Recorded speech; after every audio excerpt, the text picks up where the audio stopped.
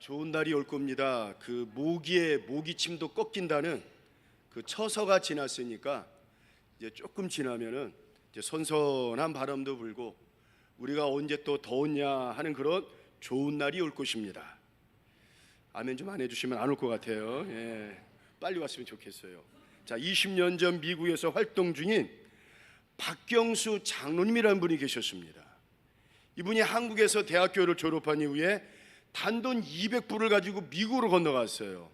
천시만고 끝에 30대 초반에 그 어려운 미국의 대학에서 박사학위를 받고 미국의 유망한 대학의 교수가 되었습니다. 그리고 4년 만에 최우수 교수로 뽑히는 영광을 맛보았어요. 얼마나 잘 나갑니까? 너무나 잘 나가는 거예요. 자, 그런데 어느 날 그렇게 잘 나가던 그 장로님에게 갑자기 풍랑이 몰려왔습니다.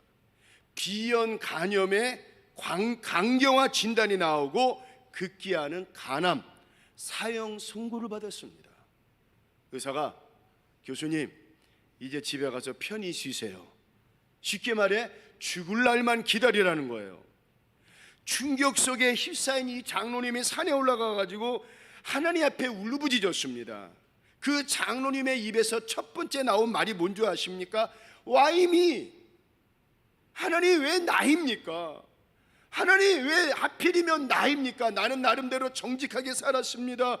나는 나름대로 열심히 노력했습니다. 나는 나름대로 운동도 열심히 했고요. 무엇보다도 신앙생활 열심히 했습니다. 주일 예배 한 번도 빠지지 않았습니다. 새벽 기도에 한 번도 빠지지 않고 참석했습니다. 그런데 하나님 왜 와임이 왜 나에게 이런 시련을 주십니까? 여러분, 우리 인생을 항해로 친다면 지금 이 장로님은 인생의 큰 어려운 풍랑을 지나고 있습니다. 전혀 예상하지 못한 풍랑을 만났습니다. 이 풍랑 앞에서 장로님은 어쩔 줄 몰라 했습니다.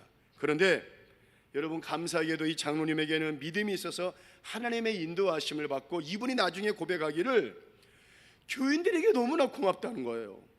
자기 이 소식을 목사님을 통해 알려드리고 성도들이 기도하는데, 교회 안에서 기도하는데 내 아픈 것처럼, 내 남편이 아픈 것처럼, 내 자식이 아픈 것처럼 온 성도들이 그렇게 눈물로 자기를 위해서 기도해주는 그 성도들의 사랑의 기도 덕분에 결국에 이 장로님은 그 풍랑에 무너지지 않고 이길 수 있었다고 고백을 합니다.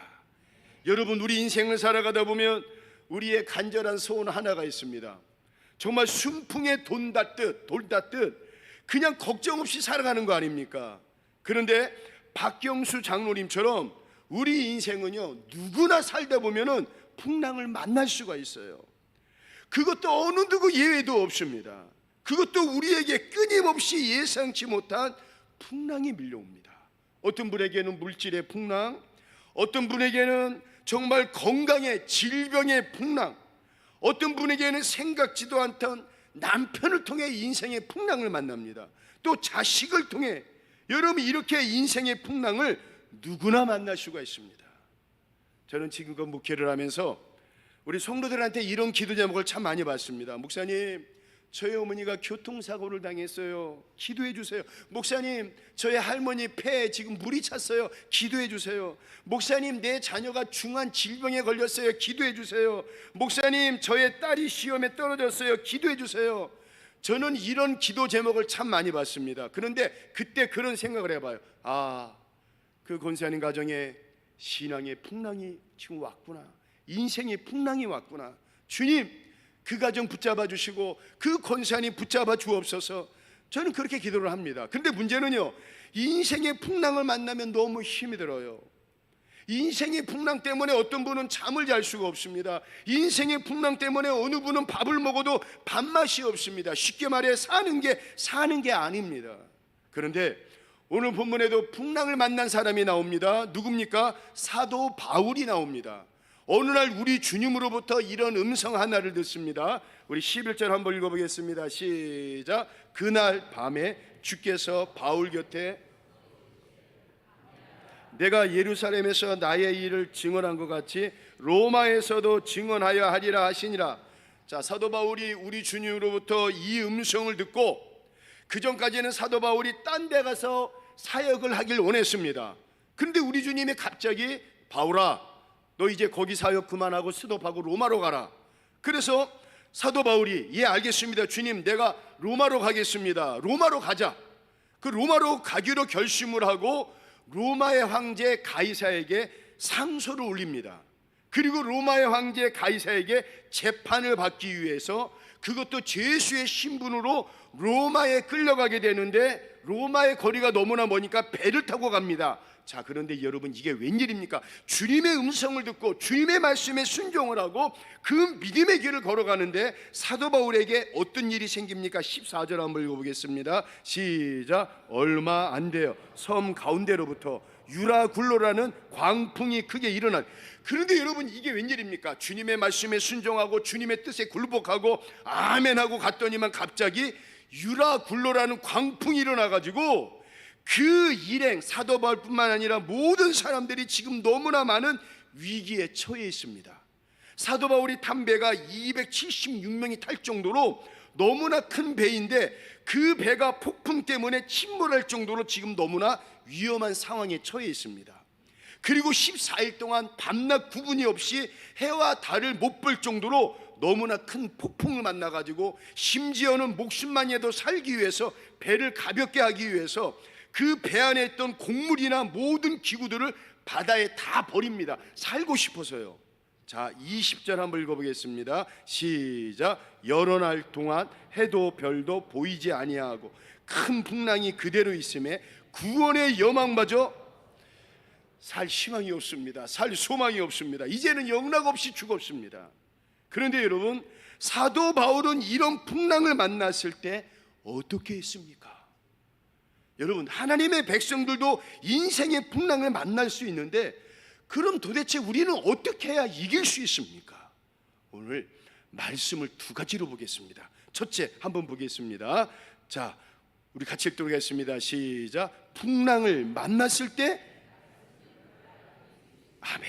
23절 읽어보겠습니다. 24절 시작. 내가 속한 바 곧 내가 섬기는 하나님의 사자가 어젯밤에 내 곁에 서서 말하되 바울아 두려워하지 말라. 내가 가이사 앞에 서야 하겠고 또 하나님께서 너와 함께 항의하는 자를 다 내게 주셨다 하셨으니.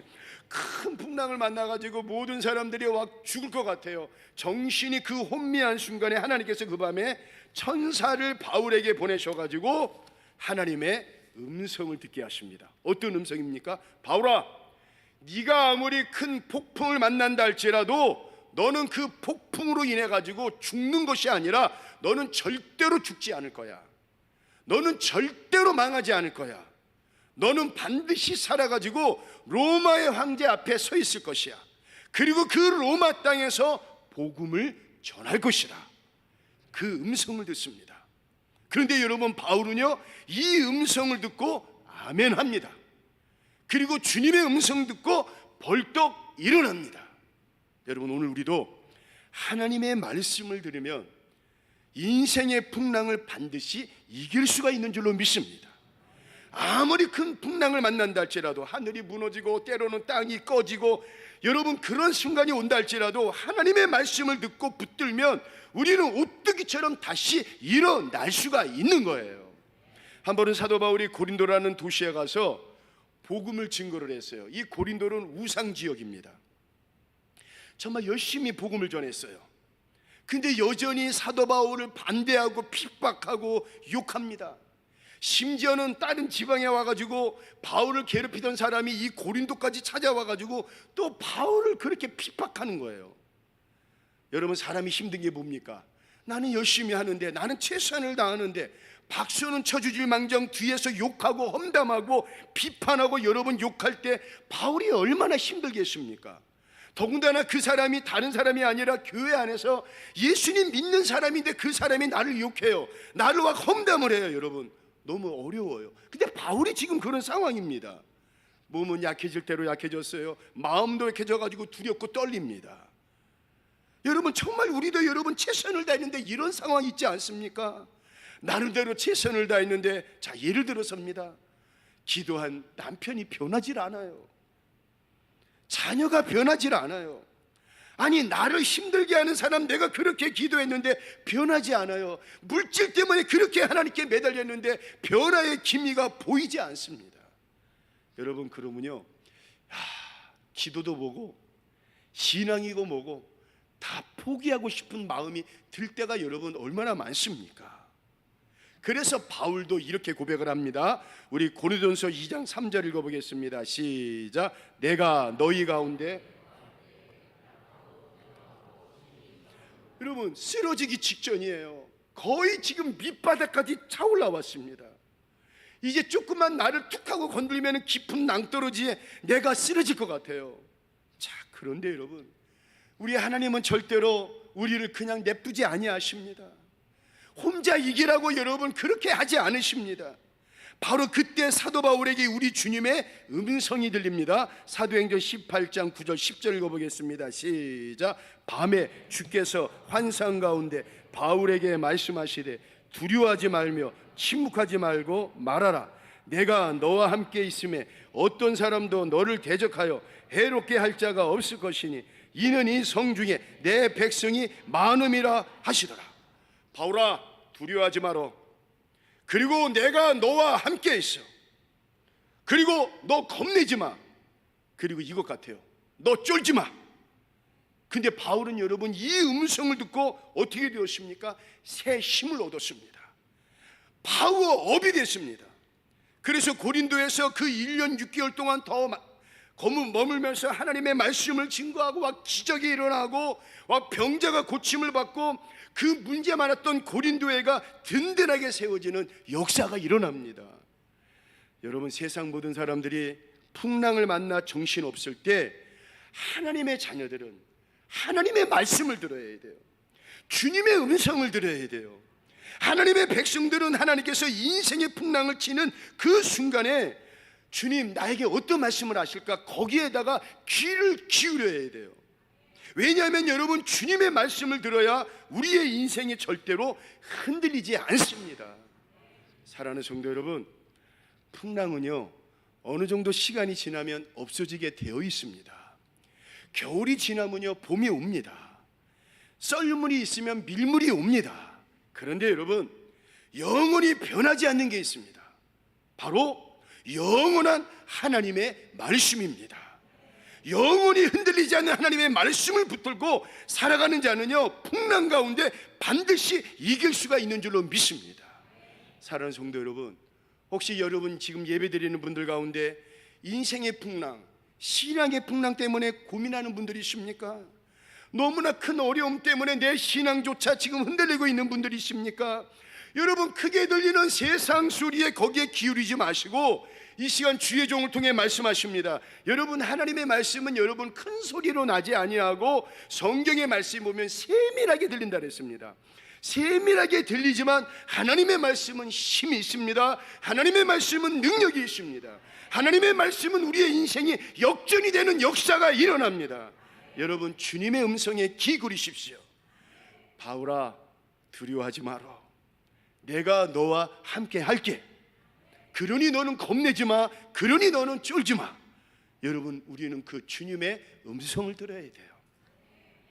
엊그제 은빛 성경학교가 있었습니다. 다들 들어오실 때는 허리가 아파가지고 아이고 목사님 나 시키지 마세요. 나 그냥 앉았다가 그냥 오늘 이렇게 참석하고 갈게요. 그대가 이제 말씀을 이제 증거를 하고 시간 하는데 아니 아픈 사람들이 하나도 없어요. 전부 다 그냥 일어나가지고 벌떡 일어나가지고 경기를 하는데 저는 막 싸우는 줄 알았습니다. 싸우는 줄 알았어요. 말씀을 듣고 찬양하고 기도하고 힘을 내니까 모든 분들의 얼굴에 막 생기와 기쁨이 가득한 거예요. 여러분, 우리는 주님의 음성 들어야 돼요. 사랑하는 아들 딸아, 두려워하지 말아라. 내가 너와 함께 하리라. 너는 겁내지 말아라. 너는 쫄지 말아라. 여러분, 우리는 그 주님의 음성을 들어야 돼요. 두 번째로 한번 읽어보겠습니다. 자, 또 시작. 풍랑을 만났을 때 믿어야 승리할 수 있습니다. 25절 읽겠습니다. 시작. 그러므로 여러분이여 안심하라. 나는 내게 말씀하신 그대로 되리라고 하나님을 믿노라. 아멘. 그렇습니다. 사도 바울은요 하나님의 말씀을 들었습니다. 그런데 바울은 여러분 듣는 것으로 끝나지 않고 그대로 믿었습니다. 이루어질 줄로 믿었습니다. 여러분 사도 바울이 이 고백을 했을 때 사도 바울의 상황이 어떤 줄 아십니까? 좋아졌을까요? 그렇지 않습니다. 여전히 해와 별은 보이지 않고 거친 폭풍이 와 불어닥치고 있을 때입니다.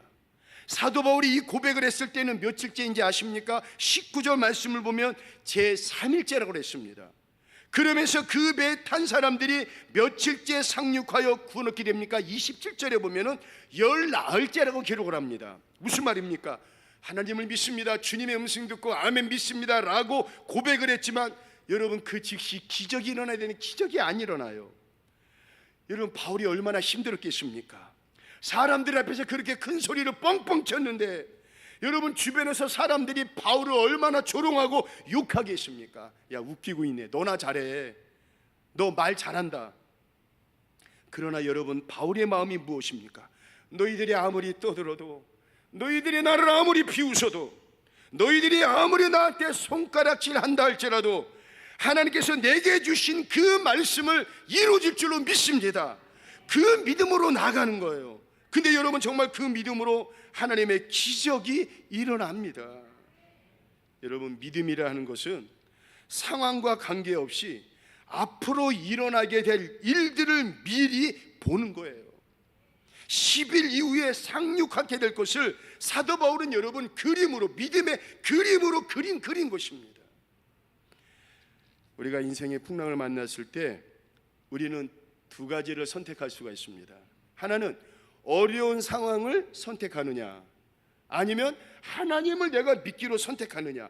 여러분 신앙은요 늘 언제나 두 갈림길이에요. 그런데 사도 바울은 어려운 상황, 인간적인 상황을 선택하지 않습니다. 그는 하나님을 믿는 그 믿음을 선택을 해요. 그러면 여러분들은 무엇을 선택하겠습니까? 어려운 상황 선택하겠습니까? 믿음 선택하겠습니까? 사도 바울은 여러분 지금 죄수의 신분입니다. 상황도 최고로 안 좋습니다. 바로 이때 사도 바울이 고백합니다. 나는 내게 말씀하신 그대로 되리라고 하나님을 믿노라. 여러분 그 고백한 그 믿음의 자세가 얼마나 아름답습니까? 하나님에 대한 한치의 의심이 없습니다. 하나님은 전능하신 하나님을 믿습니다. 아버지께서 이 모든 것을 가능하게 하면 불가능한 일이 없는 그 믿음으로 나갑니다. 또한 하나님이 하시는 모든 일들은 나에게 지금 잠시 잠깐 고통이 될 수가 있지만 가장 선한 길로 나를 인도해 주실 것을 믿습니다. 여러분 하나님은 그 순간 풍랑을 잠잠할 수 있어요. 여러분 예수님은 말씀 한마디로 거친 풍랑을 잠잠케 했습니다. 못하실 분이 아니에요. 그 왜 이렇게 사도 바울을 생고생시킵니까? 하나님의 선하신 뜻이 있었습니다. 바울은 그 선하신 뜻을 믿었습니다. 그 배가 만약에 풍랑을 만나지 않았다면 사도 바울은 단지 그 배에 탄 276명 중에 한 명으로 끝났을 거예요. 그러나 풍랑이 있었기 때문에 사도 바울은 하나님의 말씀을 들었고, 풍랑이 있었기 때문에 들은 말씀을 믿었고, 풍랑이 있었기 때문에 들은 말씀을 믿고 선포를 했습니다. 그리고 그 배의 모든 사람들이 결국에 구원을 받습니다. 사도 바울은 풍랑 때문에 하나님의 더 큰 뜻을 이루었던 것입니다. 사랑하는 성도 여러분, 혹시 여러분의 미래가 어떻게 될지 지금 걱정하고 불안해하시는 분이 계십니까? 죄송합니다. 혹시 사업의 걱정, 아니면 직장의 걱정, 가정의 걱정, 자녀의 걱정, 질병의 걱정, 어떤 분 혹시 잠을 못 이루는 분들이 있습니까? 하나님께서 우리의 앞길에 일어날 모든 일들은 이미 우리 하나님이 다 알고 계십니다. 예수님은 여러분 어떤 분이십니까? 죽음의 권세를 깨고 부활하시고 승리하신 분이십니다. 우리는 그 주님을 믿고 따라가는 사람입니다. 여러분 우리는 주님의 음성을 들어야 돼요. 여러분이여 안심하라, 나는 내게 말씀하신 그대로 되리라고 하나님을 믿노라. 여러분 우리는 그 믿음을 선택을 할 때 믿음의 역사가 나타날 것입니다. 말씀을 마치도록 할게요. 1967년 중동에 조그만 이스라엘 나라와 큰 아랍의 연합 세력과 제3차 중동 전쟁이 일어납니다. 자, 미국의 하숙집에서 이스라엘 청년들과 아랍의 청년들과 같이 이렇게 생활을 했는데 전쟁이 났다는 소식을 들리자마자 이스라엘 청년들, 아랍의 청년들이 다 없어진 거예요. 알고 보니까 이스라엘 청년들은 전쟁에 가담하기 위해서 조국으로 갔고, 아랍 학생들은 혹시 전쟁에 끌려갈까 봐 다른 곳으로 피난했다고 합니다. 결국에 이스라엘이 불과 6일 만에 아랍을 항복시키고 승리하지 않습니까? 그 당시 고국에 돌아가던 이스라엘 학생들에게 사람들은 이렇게 물어봤다고 합니다. 야, 네가 간다고 해서 전쟁의 승패가 달라질 거 없어. 너 차라리 여기 잠깐 지고 있다가 너 목숨을 왜 살려야 되지 않냐? 너 왜 목숨을 이렇게 희생하려고 하냐? 그런데 그때 이스라엘 학생들이 이구동성을 한 유명한 말이 있습니다. 예, 맞습니다. 나 한 사람 전쟁터에 나가 싸운다고 해도 전쟁의 결과가 크게 달라지지는 않을 것입니다. 그러나 먼 훗날 나의 사랑하는 아들이 나한테 물어볼 것입니다. 아빠는 나라가 어려울 때 어디에 있었어요? 아빠가 나라가 어려웠을 때 아빠는 그 전쟁에서 총 들고 싸웠습니까? 라고 물었을 때 나는 나의 자녀들에게 바로 그 역사적인 전쟁서에 내가 있었다고 자신 있게 말하기 위해 나는 조국으로 돌아갑니다. 그 유명한 말을 했습니다. 오늘 우리도 인생의 풍랑을 만났을 때 우리 하나님은 우리에게 이렇게 물으실 것 같아요. 너는 그렇게 인생의 풍랑을 만났을 때 도대체 어디에 있었느냐? 나라가 지금 이념으로 갈라지고 서로 미워하고 서로 잡아먹지 못해서 난리를 치고 있고, 도대체 대통령이 있고 국무총리가 있고 국회의원들이 있지만 도대체 누구를 바라봐야 할지 아무도 모르는 이 어려운 시기에 너는 나라를 위해서 무엇을 했느냐? 교회가 어려움 당했을 때 말만 무성하지 않고 너는 기도했느냐? 너는 남편 때문에, 자녀 때문에, 너의 질병 때문에, 너의 인생의 문제 때문에 고민하고 있었을 때 너는 어디에 있었느냐? 라고 물을 것입니다. 바로 그때 우리 모두는 이렇게 고백했으면 좋겠어요. 예, 주님, 나는 하나님의 말씀을 듣는 자리에 있었습니다. 하나님을 믿는 믿음의 자리에 있었습니다. 나는 힘들지만 예배의 자리를 지켰습니다. 기도의 자리를 지켰습니다. 그 고백으로 우리 앞에 놓여진 그 거센 인생의 풍랑을 반드시 믿음으로 뛰어넘고 승리하시는 우리 사랑하는 새길의 모든 성도들 되시길 이 시간 주의 이름으로 축원을 드리겠습니다.